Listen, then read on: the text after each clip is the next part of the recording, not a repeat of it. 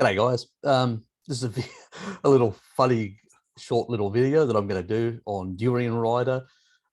He left a comment on something that I'd actually left a comment on Char Omni's sort of second channel, vegan deterioration. So I left a bit of a comment there. She was doing a video on him, and then he made some absolutely, wrong remark, or just shows that he's got no idea. So I thought about sharing it and you would get the gist of the comedy, so to speak. So let me just share the screen. So this was the video. Durianrider explains the no fat for dip comment. So some of the stupid remark that he's making in regards to promoting sugar consumption. And I just basically had put down this remark. If you deplete glycogen stores just before that happens, because he says without sugar, you're in this sort of starvation or whatever, which is just nonsense altogether. If you deplete glycogen stores just before that happens, your insulin levels fall and glucagon rises. That is what happens normally in physiology as you're moving into whether a faster state or ketotic state, and then you start releasing free fatty acids, and gluconeogenesis then kicks in because of glucagon rising and insulin falling, and the body starts converting glycerol to glucose and even some of the lactate back to sugar, and that is exactly what it does. And then I talk about, because he's talking about, you can't do, you really need a fuel on sugar and all that, and I put down the animal-based keto 100-mile marathoner that actually does keto and has actually blitzed the records. I've got the link on that as well. People can go and take a look at that video if they haven't seen it, And then durianrider comes along and makes a absolute stupid comment and goes, false. And goes, the body is always able to burn oxidized, mate. It doesn't burn, it oxidizes. Fat and lactate, bro. First of all, it can't, the body can actually not oxidize lactate. It needs to convert it back to glucose. So, and the way it does that, it converts it back to pyruvate, and then pyruvate goes through the Krebs cycle as acetyl-CoA. Or it goes down the polyo pathway and actually gets converted to fructose, depending on the influx of energy. If there's too much excess, then it'll actually push it down via the polyo pathway to convert it back to fruit, and then from there on into fat. So not just because you are starving yourself on some orthorexic sugar-free diet. So basically what we're doing is we're starving ourselves. Starvation, mate, only happens once you've depleted all your fat stores and your glycogen stores. Only then does it happen. The majority of us will never get that, and even most tribal people are getting access to sufficient fat and all that, and seasonal sugar, which especially in these interglacial periods, warm periods, that animals tend to be slightly leaner. So we need that sugar to actually build through engaging the Randall cycle, building fat stores. So we've got more energy available on the body. I mean, it's just ridiculous in that sort of stuff. Basically makes a Mickey Mouse mistake in physiology when it comes to lactate, and then basically has no idea what starvation really is. It's the end game when you've run out of fat stores and you've run out of sugar. Basically, it's the fruitarian diet.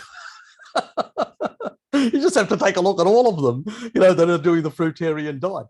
They literally waste away once they've actually used up all their glycogen stores, all their basically fat stores. All they've got is muscle because they're not getting enough energy from fruit. You'd explode if you had to, because it's so poor in terms of energy density fruit. You would explode to get enough.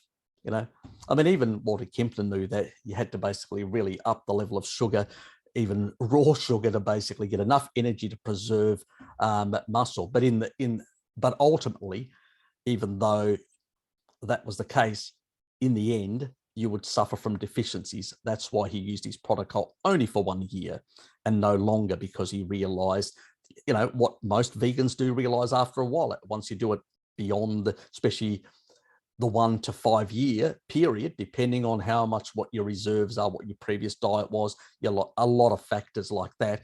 How much body fat you had before going into the vegan diet, all those things will mean you can actually last longer on that before you completely deplete yourself.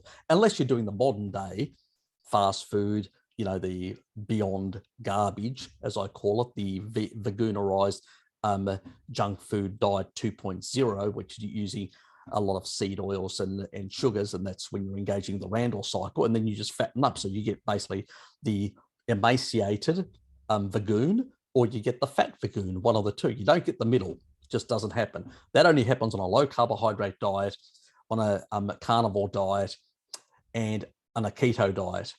And obviously the best one of those is definitely the carnivore, because that's when you actually also build more muscularity and far better body composition, like our ancestors did. And a lot of the tribal people that consume plenty of meat, and they don't fear meat or animal fat. But, you know, it's just so funny, you know. We're all suffering from orthorexic sugar-free diets.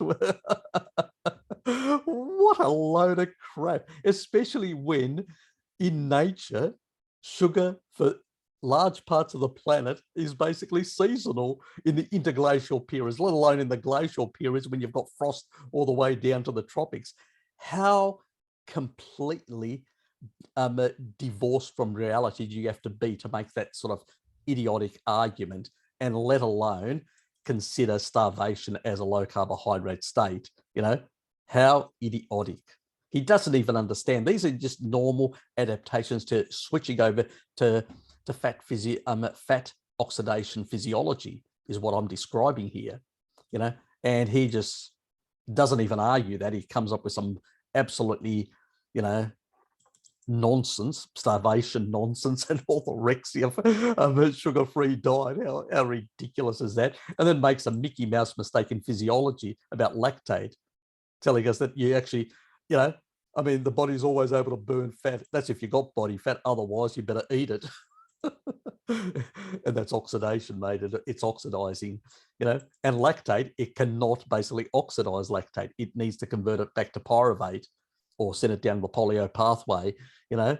So doesn't even understand basic physiology, and then acts as an expert for the veganerized community. But they're all brain fogged, so far gone in their veganerized state and brain fog state, that they just lap this up.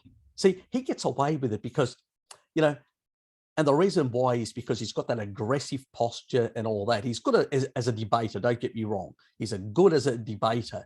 But the way you unsettle these sort of people is when you're ready for them, and you basically pop up those little physiology. Here's what physiology says when they're actually making their little claims. You're ready. That's how you pick these people out and you pull them apart like that. I used to do this in organizations where I had memorized and I had all these tags on all the constitution and the law. So when people said certain things, I'd go, this page says this article says this, you're basically not complying, you're violating. What you're actually putting forward is a violation of the constitution. You're in error, and it makes them look ridiculous. That's how you prepare for these sort of type of people. You cut them at the knees before they can even get to first square, to first base. That's how you debate with these people, because they're pretty good at basically muscling you, or, you know, this sort of aggressive. And most people are so ignorant about physiology and biochemistry and all that. You know, it's the gladiatorial sort of experience that they sort of fall on. But the moment that you actually slap them down with some really good stuff and you point it out, then people say, he's got no idea what he's talking about. They lose the momentum. They lose the argument. And basically, this is what this little video is just basically say, he's got no idea. And that's what all it was about, just to me to poke a bit of fun at him. I wasn't going to reply. I wouldn't waste my time explaining physiology to him and a whole lot of other things, because basically I'd end up like, remember with that guy Ian, even though you pointed out that the best quality study says the complete opposite, the inverse of what the meta-analysis was claiming, which the majority of the studies were poor quality, he was still arguing that the bulk of it is more important, that even the junk, the importance is in the bulk, even though it's all mostly junk, even though the academics say quite clearly that if it's, has this lower score rating, it's junk. But he continued, and that's the problem with these people. They just basically, have got a mindset that they're not very analytical. It's all, they've got an ideology and they just push it like a steamroller type attitude. And that's why you get people like durianrider and vegan gains and all that. They use this method.